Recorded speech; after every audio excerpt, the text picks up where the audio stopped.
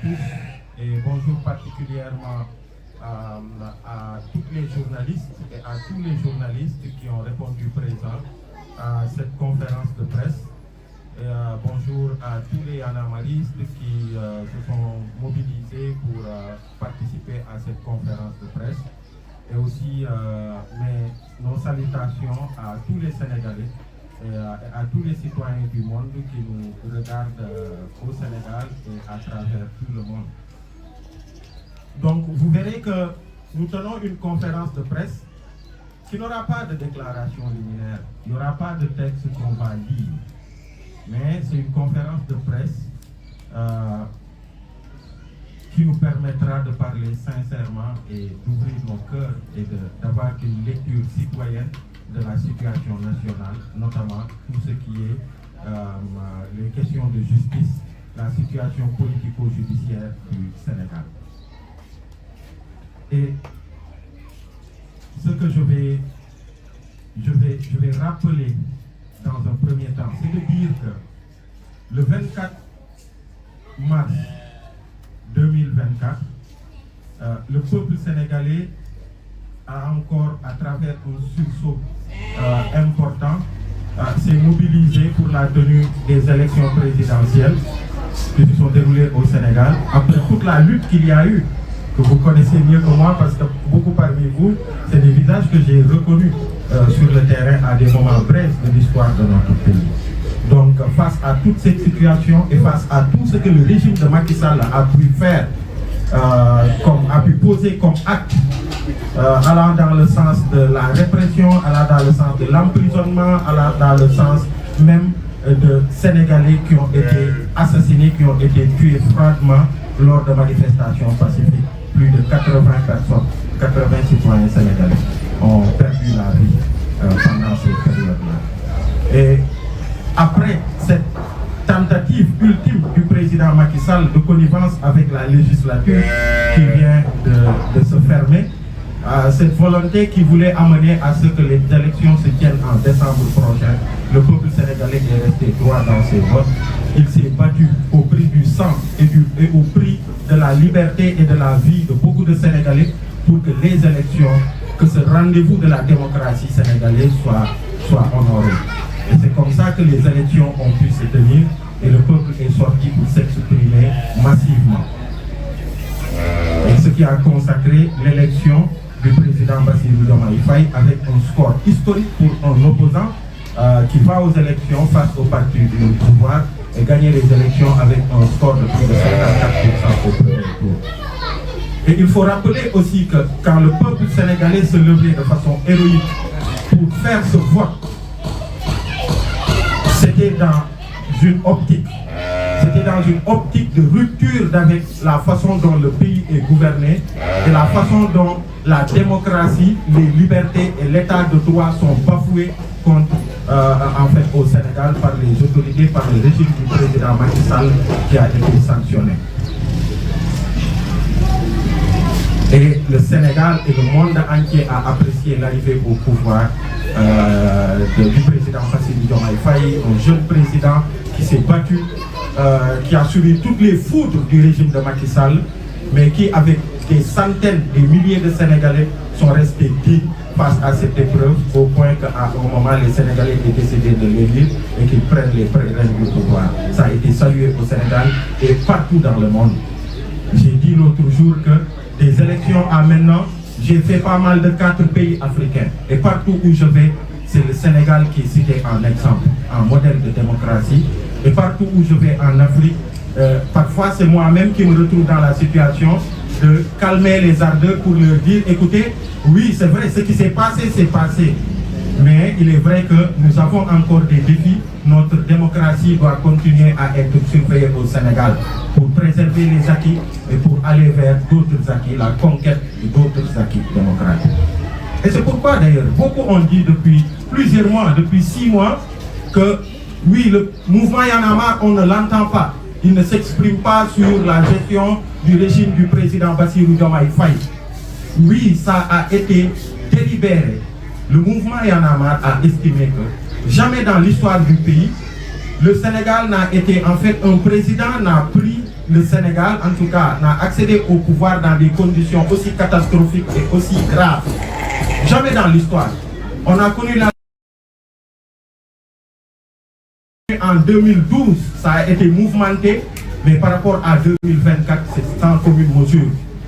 Donc c'est dans ce contexte que le président Bassirou Diomaye Faye a pris le pouvoir. Et nous avons estimé qu'il fallait donner à ce nouveau pouvoir qui est venu avec une volonté de rupture, qui est venu avec beaucoup de bonne volonté, leur donner le temps de s'installer, leur donner le temps de faire l'état des lieux du pays, leur donner le temps de fixer leurs orientations et que les Sénégalais puissent comprendre là où ils veulent nous mener. D'ailleurs, le Premier ministre n'a toujours pas fait sa déclaration de politique générale. Donc ça a été un choix délibéré du mouvement Y en a marre. Mais nous sommes amenés aujourd'hui à prendre la parole. Malheureusement, parce que nous, on n'aurait pas voulu prendre la parole au bout de 6 mois du régime du président Bassirou Diomaye Faye, par rapport à ce que je viens de dire. Mais quand on voit des actes qui sont posés, ça et là, et qui nous rappellent le régime de Macky Sall, je pense que notre devoir est de nous exprimer. De la même manière qu'on s'est exprimé dans le passé, de la même manière que parfois, sur des questions de démocratie et d'état de droit, on a été aux côtés de l'actuel Premier ministre Ousmane Sonko, président du parti PASTEF. De la même manière que lors du M2D avec l'actuel président Bassirou Diomaye Faye, nous avons été dans le leadership qui a piloté le M2D pour défendre notre démocratie. Et de la même manière que sur beaucoup de luttes, beaucoup de Sénégalais qui sont de l'opposition, à l'époque qui étaient de l'opposition de la société civile, nous avons voulu être là face au régime de Macky Sall. Et de cette même manière, on a estimé qu'il est important d'alerter, c'est là où nous en sommes, d'alerter sur ce qui se passe actuellement sur les questions de justice. Parce qu'on estime que déjà le président Bassirou Diomaye Faye, on se rappelle le 2 avril, lors de sa passation, de sa prestation de serment, avait dit une phrase qui était super importante et je pense que beaucoup de Sénégalais ont apprécié, la plupart d'ailleurs. C'est que son régime s'inscrirait dans le sens d'aller vers un Sénégal apaisé. De 2021 à 2024, lui-même le président Bassirou Diomaye Faye, juste un poste pour donner son avis sur l'institution judiciaire, ça lui a valu d'être arrêté, d'être traîné au niveau des tribunaux, d'avoir fait les retours de parquet, d'avoir fait les gardes à vue et après ouverture d'une information judiciaire pour faire 9 ou 10 mois de prison à Rebeuss. Donc il a parlé de Sénégal apaisé, il a parlé de justice indépendante, il a aussi parlé de démocratie apaisée. Et ce qu'on a vu ces derniers jours ne vont pas dans le sens d'apaiser la démocratie du Sénégal.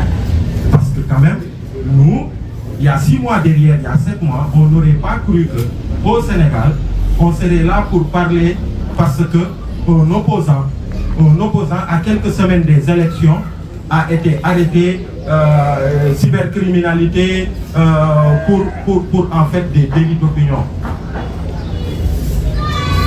On n'aurait pas cru qu'aujourd'hui on aurait parlé de ça. Un opposant politique, parce qu'il a exprimé une opinion, qu'elle soit fausse, qu'elle soit autre chose, mais qu'il soit arrêté et qu'il soit traîné en justice pour ça. De la même manière aussi, on n'aurait pas cru qu'au bout de 6 mois, qu'un journaliste serait arrêté parce qu'il a critiqué des chiffres que le gouvernement a avancés. Et avant de commencer cette conférence de presse, nous avons appris qu'ils ont été libérés, de même que même Kader de Sen-TV. C'est une excellente chose, c'est ça la normalité. Parce que ces interpellations n'auraient pas dû avoir lieu. Et justement parce que la priorité, et le peuple sénégalais pense qu'aujourd'hui, la priorité, est-ce que vous avez entendu quelqu'un parler de dossier, par exemple celui de Lat Diop ou d'autres? Non, parce que justement, la priorité aujourd'hui, c'est de s'intéresser à tous ces gens qui ont été au cœur du régime de prédation de nos ressources, qui sont épinglés par des rapports, plus d'une dizaine, d'une quinzaine, qui étaient sous le coup de Macky Sall, pouvoir s'intéresser à cette reddition des comptes. Tout le peuple est d'accord avec le nouveau régime sur ce principe de reddition des comptes. képp ku luubal xaalisu askan bi képp ku jaawale ci bi muy doxal poosam ak poosu askan bi qu'il en réponde devant la justice. Nous sommes d'accord pour ça. Personne ne se serait exprimé si on était dans ce cadre, parce que c'est une priorité et c'est une demande du peuple sénégalais. Ça, c'est une première chose. Deuxième chose, mais ceux qui ont fait en sorte que, je vous ai dit tout à l'heure, près de 80 Sénégalais ont perdu la vie entre 2021 et 2024. Ça, c'est des priorités au niveau judiciaire. Et les Sénégalais applaudissent et ils accompagnent tant que c'est dans le respect des droits des uns et des autres. Parce que ça aussi, c'est une vérité. Et pour terminer, l'autre priorité aussi des Sénégalais, mais c'est la situation économique catastrophique qu'il faut redresser. On voit encore le phénomène de Barça ou la Barça. Pas plus tard, la dernière actualité en date, c'est tous ces Sénégalais qu'on a trouvés morts dans une pirogue qui a échoué au large de Dakar. On va vers l'ouverture de l'année scolaire. J'ai vu tellement de parents qui disent c'est compliqué, les inscriptions sont chères, les abris provisoires sont là, et tant d'autres choses. Sans parler de la question de l'électricité, Woyofal qui est compliqué, sans parler de la cherté de la vie, sans parler de la location, sans parler de l'emploi des jeunes, sans parler de toutes ces questions. Donc, l'une des priorités, et la priorité essentielle d'ailleurs, au côté de ces priorités de justice, c'est la question de l'économie sénégalaise à redresser. Les autorités en ont parlé et il est important.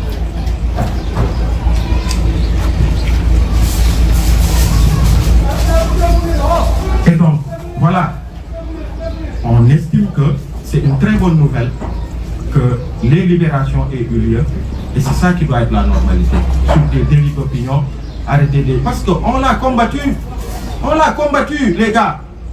Ce qui fut injuste hier ne saurait être juste aujourd'hui. C'est pas possible. Le mouvement Y'en a marre a été aux côtés de Pastef, de toute l'opposition, des militants de la démocratie pour dire non à Macky Sall qui emprisonnait les gens sur la base de délits d'opinion.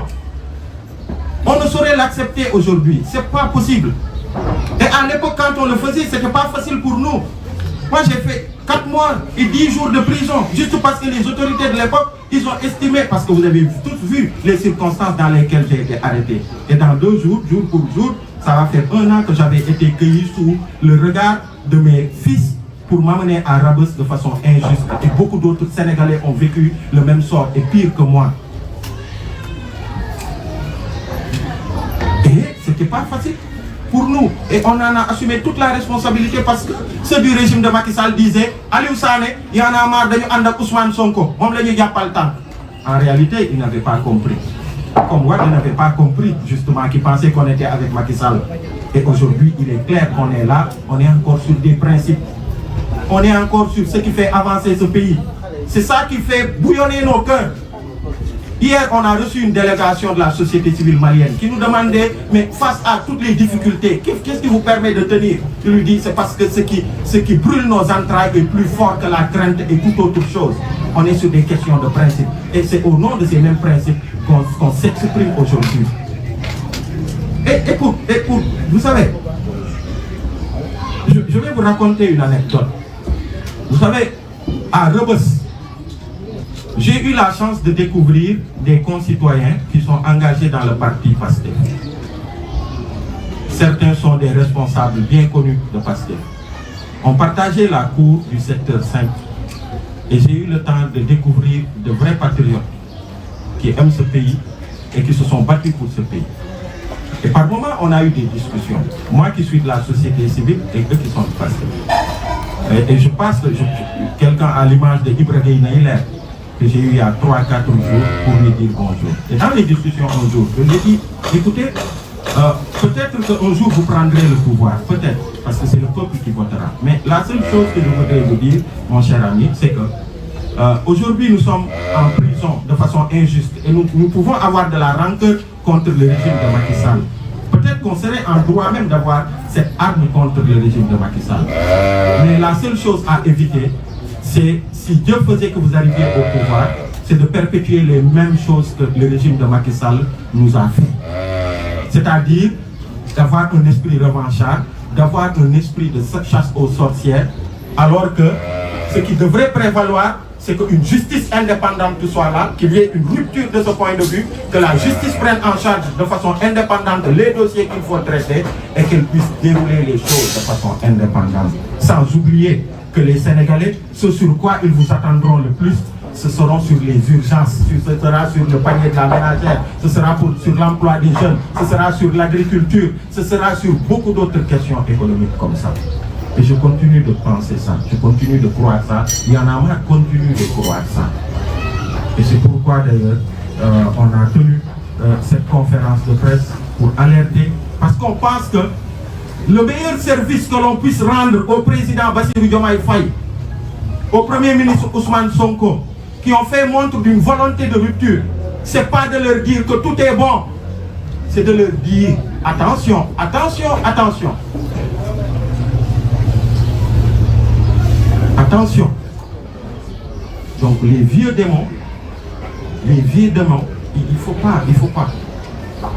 Donc c'était vraiment ça en français, les propos liminaires que j'ai voulu tenir. Et si vous voyez, c'est pas des choses décrites que je lis, mais c'est des points que j'ai consignés qui nous viennent vraiment de nos entrailles et qu'on a voulu partager avec le peuple sénégalais. Donc merci beaucoup à toute la suite. Je vais donner la parole à toi. Merci.